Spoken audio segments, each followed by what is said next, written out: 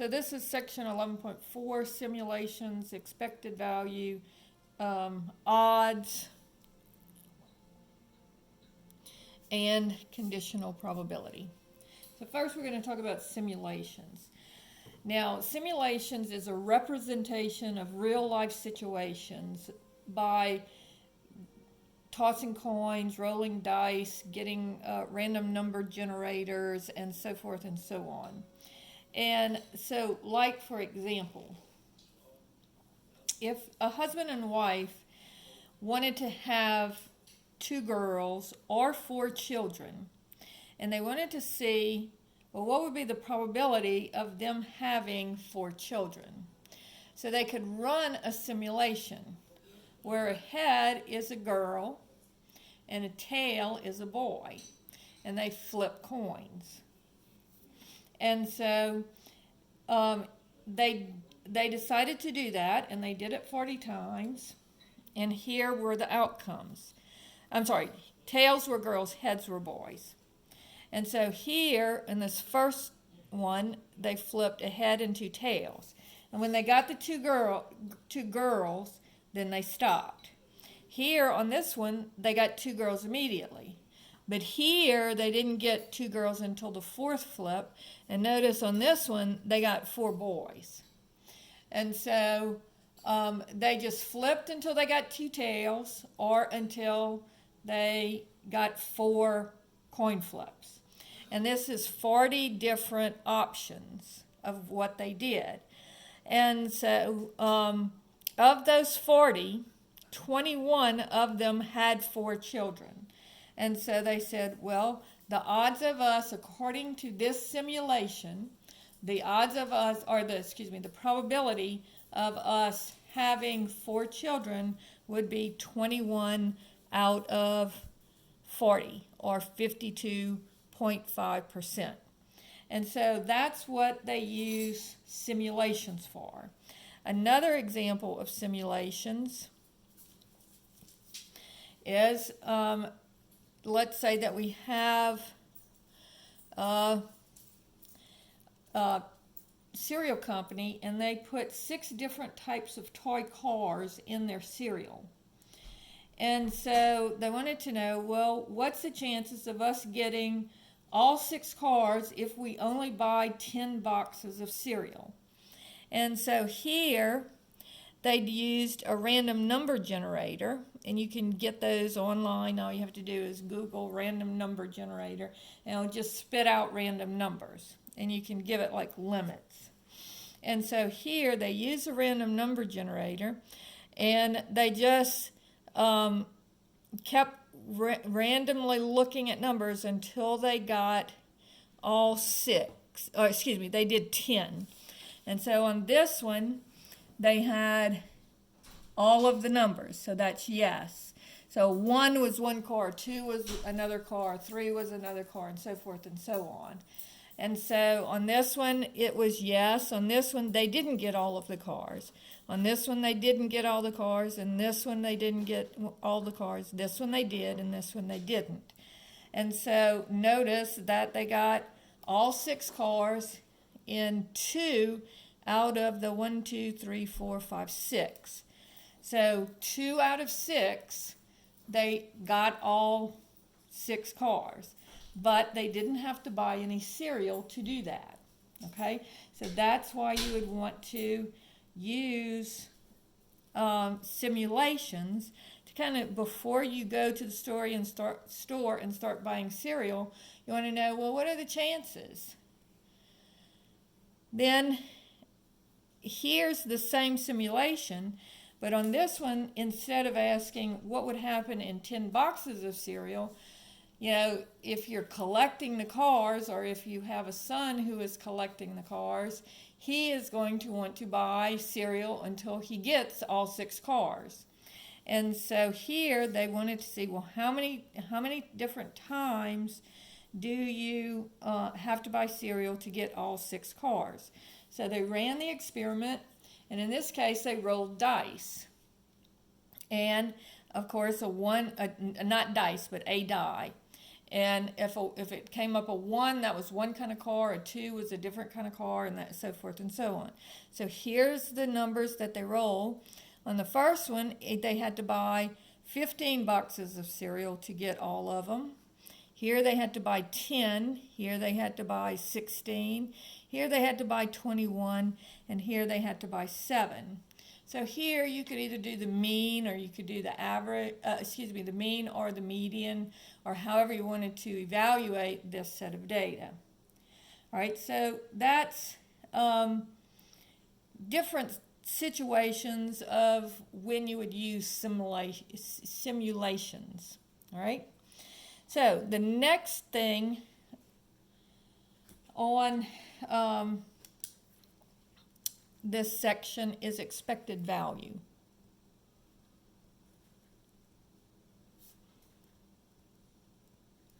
Okay, so let me give the kind of the definition of simulation before we move on. It's just a representation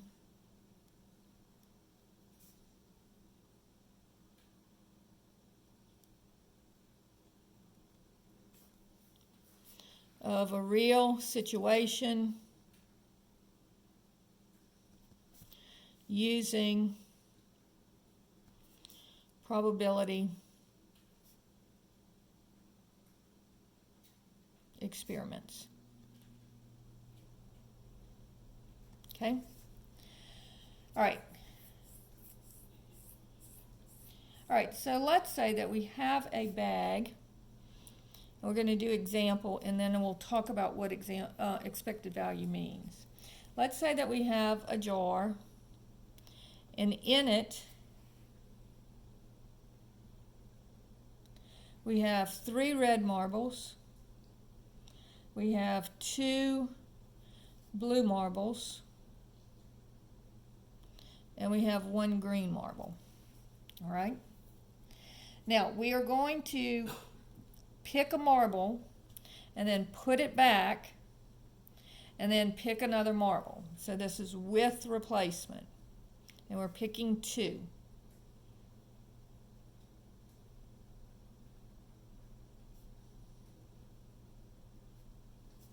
All right, so you pay $2 to play the game.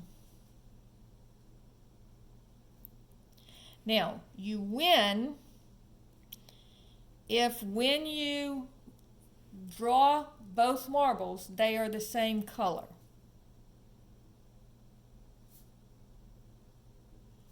All right? And you win $5. Well, you get $5, but you already paid $2 to play the game, so you're actually only winning $3. Okay, so you get $5 back, but 2 of the dollars already belonged to you before.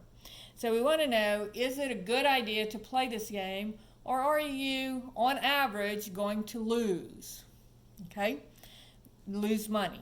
All right, so let's first look at the probability of winning. All right, the ways that we could win is we could either get a red and a red, or we could get a blue and a blue, or we could get a green and a green. So this is the probability of us winning. All right? So let's look. There are 3, 4, 5, 6 marbles in the jar. We are replacing the marbles. So we're going to pick. The probability of picking a red in the first place will be 3 out of 6. And then the probability of picking the second marble red would also be 3 out of 6. Or, this is or, and remember, when you say or, that's going to be adding. So when you say and, so you're picking a red marble and a red marble, that's going to be multiplication. When you say or, that's going to be addition. All right? Or you could pick a blue marble and another blue marble. So the probability of picking the blue marble in the first draw, 2 out of 6. And the probability of picking the blue marble in the second draw, also 2 out of 6. Or we could pick a green and a green. So the probability of getting a green would be 1 out of 6. And the probability of getting a green on the second pick, also 1 out of 6. So this would be, and I'm not going to reduce anything here because I want to keep my denominators the same. So this would be 9 out of 36 plus 4 out of 36 plus 1 out of 36. So that would be 14 out of 36, and that would be the probability of you winning. All right? So now, to find our expected value, now notice if this is the expected value of you winning, then what would be the, not expected value, what would be the probability of losing? So if you win 14 out of 36 times, then I'll take 36 and subtract 14. So there would be 22 ways out of 36 that you would lose. All right? So now let's look at our expected value. So you actually win $3, okay? So you win $3 when you play. So $3 times the probability of winning would be 14 out of 36. But you also lose $2 if you lose. So that would be a negative $2 times the probability of losing. And so this would be 14 times 3 is 42 out of 36. And then this would be minus 44 over 36, which would give you negative 2 over 36, which is negative 1 out of 18. So in other words, if you played the game 18 times, over those 18 games, you would lose about $1. And that's what that means. That's what the expected value means. All right, so would you want to play this game? No, because the expected value is that you would lose $1 for every time you played it 18 times. All right. Now, if you're having fun and you're willing to lose the $1, then you can play the game. But you're probably not going to win a lot of money. All right. So let's look at the formula for expected value.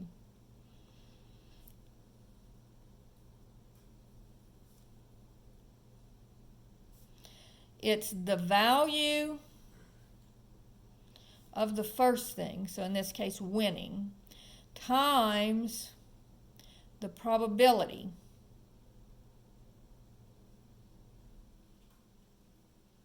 of the first thing, winning, plus the value of the second thing, which in this case was negative $2, times the probability of the second thing. Now, if there was a third thing involved, value of the third thing times the probability of the third thing. And you would just add them all up until you reached the end. All right? And so that's how expected value works. Now, here's an example, a real life example of how we might use expected value. So let's say that there is an insurance company and it wants to know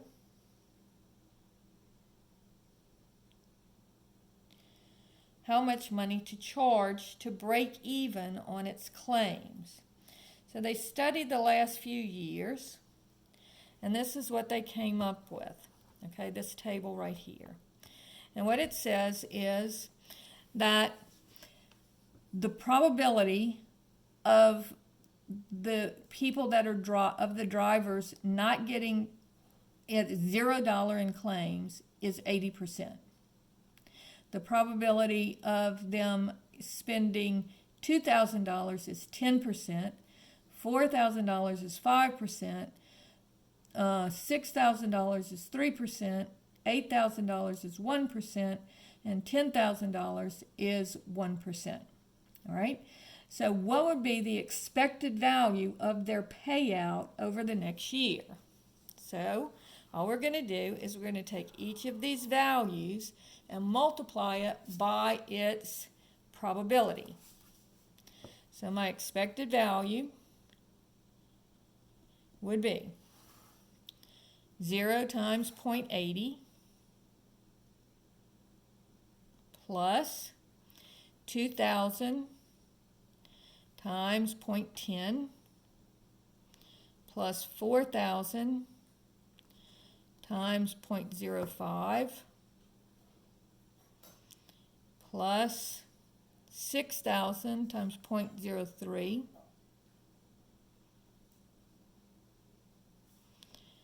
plus 8,000 times 0.01 plus 10,000 times 0.01. And so they added all of those numbers up, and it comes out to be $760. So if everything stays the same from the last few years to this next coming year, and they just wanted to break even, then they would charge their customers $760. But if they charge less than that, then they would expect to lose money.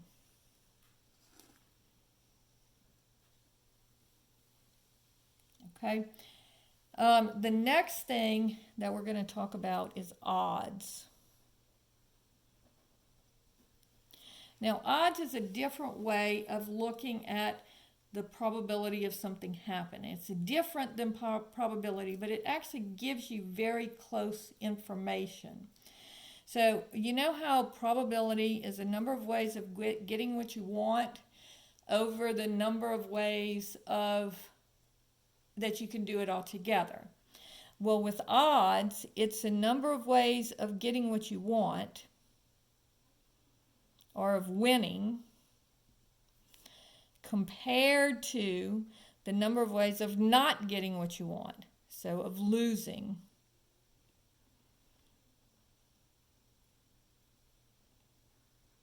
All right?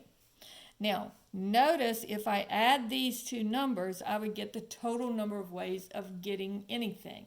All right? Okay, so let's say that I have the same bucket up here. 3 reds, 2 blues, and 1 green. Now, we know that the probability, if I'm just doing one draw, the probability of getting a red would be 3 out of 6. We just saw that because there are 3 red marbles and there are 6 marbles altogether. The odds, and there's 2 things. There's the odds for. We're going to look at that first. So what's the odds for getting a red? Well, there are 3 ways to get a red. And then how many ways could I not get a red? Well, 2 I would get a blue and 1 I would get a green. So there's 3 ways to not get a red. Now, we do reduce this just like fractions. This should be 1/2. And we reduce this same way. Both of them are divisible by 3. So this would be called 1-to-1 odds. All right? Now, if I'm looking at the odds against, then I would say, how many ways would I lose or not get what I want? And that would be 3 ways of not getting what I want, and then 3 ways of getting what I want. And so again, this would be 1-to-1 odds. Okay, if I look at the blue, how many ways can I get a blue? 2. And how many ways can I not get a blue? Well, I could get a red or a green. So there's 3 ways of getting a red and 1 way of getting a green, so this would be 4. Now notice that 3 plus 3 adds up to give you the 6 marbles. 2 plus 4 adds up to give you the 6 marbles. And then if I reduce this, this would be 1 to 2 odds for getting a blue. All right? So it's very similar to probability. It's just a different way of looking at it. All right? Same thing if I were doing it against. How many ways of not getting a blue would be 4. And then how many ways of getting a blue? 2. So this is odds for. And then the odds against is just the way that you would lose, the number of ways to lose compared to the number of ways to win, if you want to think of it in those terms. And then last, let's look at the green. All right, so the odds of getting a green would be, for getting a green would be 1 way to get a green, and then 5 ways to not get a green. And again, notice that this adds up to 6, and there is no reducing here. And this would be 2 to 1 odds. And then the odds against, you just flip the numbers around, it would be 5 to 1. All right? So that's how odds work. Okay? So let's look at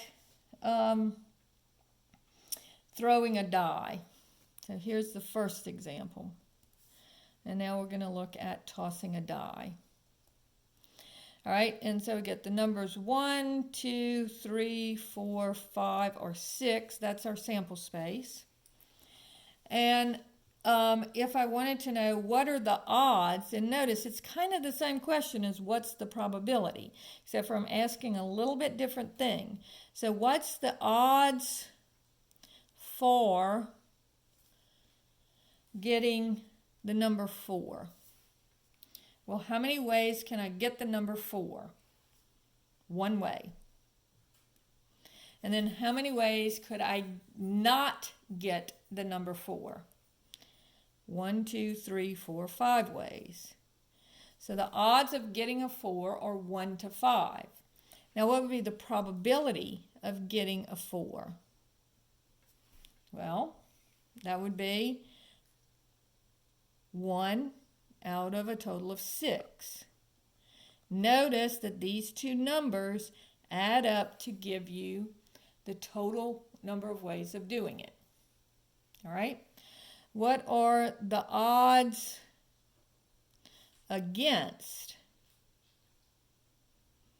Let's say the odds against a prime number.